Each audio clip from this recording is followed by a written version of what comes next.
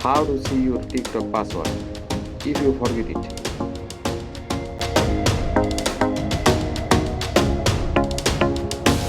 Let's see how to do it.